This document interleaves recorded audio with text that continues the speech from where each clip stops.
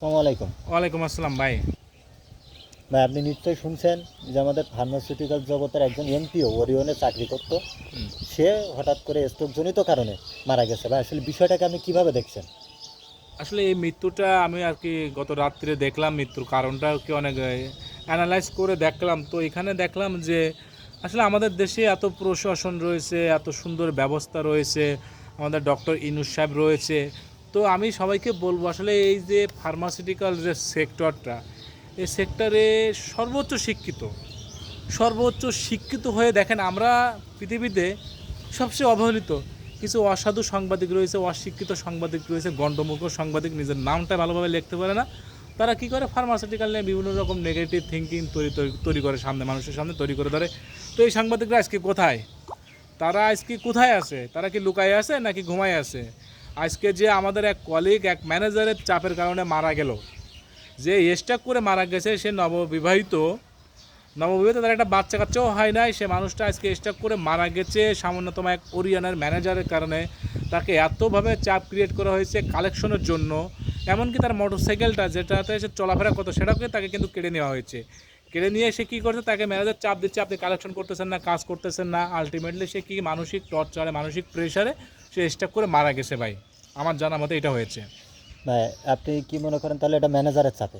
আর এটা 100% ওরিয়ানের ম্যানেজার এখানে দোষ রয়েছে। এছাড়াও ওরিয়ানের এই ধরনের ঘটনা এর আগেও ঘটেছে, বাট ওরিয়ানের মতন একটা ভালো কোম্পানি এই ধরনের সিদ্ধান্ত নিতে পারতেছে না যে অশিক্ষিত গণ্ডমূর্খ ম্যানেজাররা আমার কোম্পানিকে ধ্বংস করে দিচ্ছে। শুধু ওরিয়ান না, পৃথিবীর সকল ফার্মাসিউটিক্যালে কিছু এরকম গণ্ডমূর্খ কিছু ম্যানেজার রয়েছে, তারা শুধু চায় এমপিও মাল বেচবে, তার অ্যাচিভমেন্ট করে দেবে, সে কারি টাকা ইনকাম করবে, তার প্রমোশন বাড়াবে। কিন্তু এমপিওদের বুকের উপরে পাড়া দিয়ে, এমপিওদের চাপ সৃষ্টি করে, তাদের মৃত্যুবরণ করিয়ে এই সমস্ত ম্যানেজাররা আসলে কী পায় আমি জানি না। এই সমস্ত ম্যানেজারদের নলেজ নাই, তারা একাডেমিক সার্টিফিকেট থাকতে পারে বা তাদের পারপার্শ্বিক জ্ঞানের খুবই অভাব। তার কারণে আজকে আমাদের কলিগটা মারা গেছে। এর তীব্র নিন্দা জানাই, আমি তীব্র নিন্দা জানাই।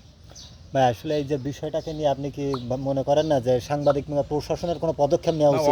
অবশ্যই এখানে আজকে প্রশাসন কোথায়?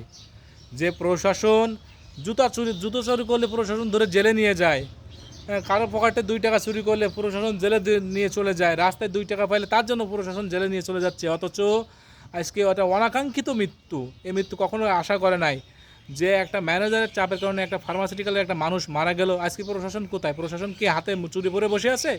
প্রশাসনকে বলবো এবং সাংবাদিকরা বলবো, এই যে পটুয়াখালী যে ঘটনাটা ঘটছে ফার্মাসিউটিক্যালে, আপনারা জানেন যে সর্বোচ্চ শিক্ষিত মানুষ ছাড়া ফার্মাসিউটিক্যালে কখনো অ্যালাউ করে না। অবশ্যই কিন্তু একটা ব্যাকগ্রাউন্ড সায়েন্স লাগে ভালো ভালো কোম্পানিতে জয়েন করতে হলে।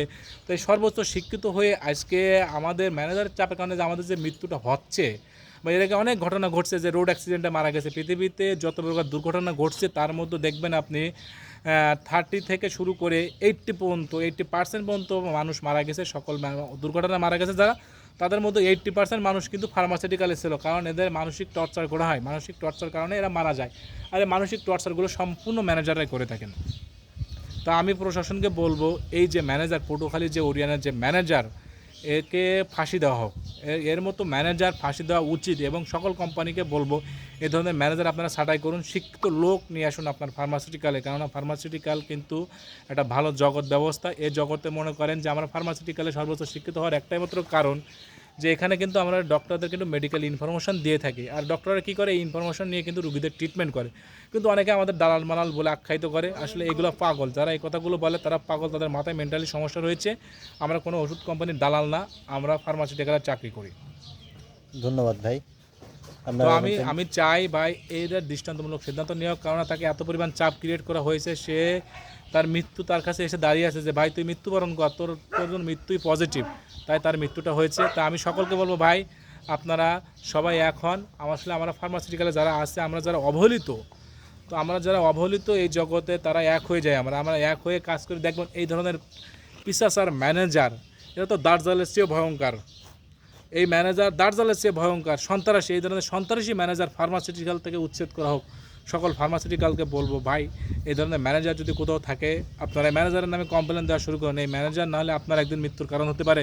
আজকে আমার ভাই মারা গেছে, কালকে আপনি মারা যেতে পারেন, পরের দিন আমি মারা যেতে পারি এই ম্যানেজারের চাপের কারণে। কেননা এখানে কালেকশনের জন্য এসআর রাখায় কেন একটা কলি কালেকশন করবে? একটা কলিগের কাজ তো ডাক্তার ভিজিট করা, প্রেসক্রিপশন জেনারেশন করা। তাহলে সে প্রেসক্রিপশন জেনারেশন করতেছে, ডাক্তার ভিজিট করতেছে, অর্ডার কাটতেছে, আবার কী করতেছে, ডেলিভারি করা লাগতেছে, টাকা কালেকশন করা লাগতেছে। এটা তো আমাদের কাম্য না, এটা আমাদের কাজ না, আমাদের দিয়ে করানো হচ্ছে, মেন্টালি টর্চার করা হচ্ছে। দেখা গেলো যে আমরা যখন অ্যাসাইনমেন্ট করতেছে আমাদের কী করতেছে, অ্যাসাইনমেন্ট করার পরে আমাদের আবার এক্সট্রা চাপাই দিচ্ছে। এগুলো সিস্টেমেটিক্যাল হওয়া উচিত। আমি ডক্টর ইউনুস সাহেবকে অনুরোধ করব যে আপনি ফার্মাসিউটিক্যালের দিকে একটু নজর দিবেন, কেননা পুরো ফার্মাসিউটিক্যালই কিন্তু পুরো বাংলাদেশটাকে সুস্থ করে রাখার দায়িত্ব পালন করে। বাংলাদেশে যত মানুষ সুস্থ অসুস্থ হয় সব কিন্তু ফার্মাসিউটিক্যাল লোকের মানুষ। এই অসুস্থ মানুষকে সুস্থ করার কাজে নিয়োজিত থাকে। তাই ডক্টর ইউনুস সাহেবকে আমি বলবো যে আপনার কাছে বিনীত অনুরোধ করতেছি আপনি ফার্মাসিউটিক্যাল সেক্টরটা একটু দেখার জন্য আপনার কাছে বিনীতভাবে আমি অনুরোধ করতেছি, আপনি আমাদের বিষয়টা একটু দেখবেন।